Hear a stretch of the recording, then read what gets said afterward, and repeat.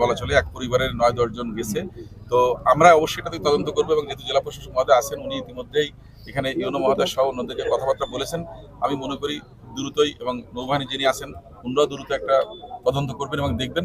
তবে আবহাওয়াটা কালকে খারাপ ছিল, এটা হচ্ছে অন্যতম একটা কারণ। ওই সময় বেশ বৃষ্টি ছিল এবং প্রতিকূল আবহাওয়ার ভিতর দেখা গেছে সরু রাস্তার ভিতর বিভিন্ন প্রতিবন্ধকতার কারণে হয়তো কম্পিটিশন থেকে এই দুর্ঘটনা ঘটেছে বলে আমরা মনে করি।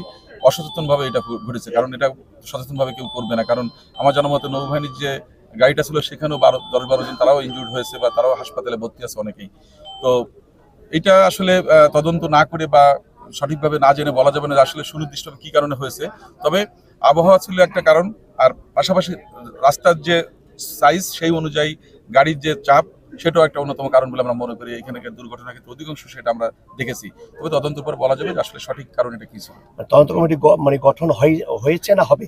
না, আমরা আলোচনা করেছি, আচ্ছা। হয়তো আজকের ভিতরে হয়তো সেটা হয়তো আমরা একটা উদ্যোগ নিয়ে করবো, কারণ আমাদের এখানে প্রশাসন সবাই আছে। আমরা সরাসরি জানাজা আসছি, জানাজার পরে হয়তো আমরা এটা নিয়ে কথা বলি, আমরা এটা চূড়ান্ত করবো। আচ্ছা, এই ক্ষতিগ্রস্ত পরিবার কি আপনাদের সরকারের পক্ষ থেকে কোনো ব্যবস্থা করবেন? হ্যাঁ, জেলা প্রশাসনের পক্ষ থেকে একটা বরাদ্দ আছে, সেটা আমরা যে ড্রাইভার নাইম মারা গেছেন ওনার পরিবারকে দিয়ে আসছি, এবং আমাদের রোডস অ্যান্ড হাইওয়ে যেটা বিআরটিএ যেটা আছে তাদের একটা রেগুলেশন আছে, সেই অনুযায়ী রাষ্ট্রীয় যে ট্রাস্ট আছে সেই ট্রাস্ট থেকে প্রতি পরিবারের জন্য 5 লক্ষ টাকার একটা বরাদ্দ আছে।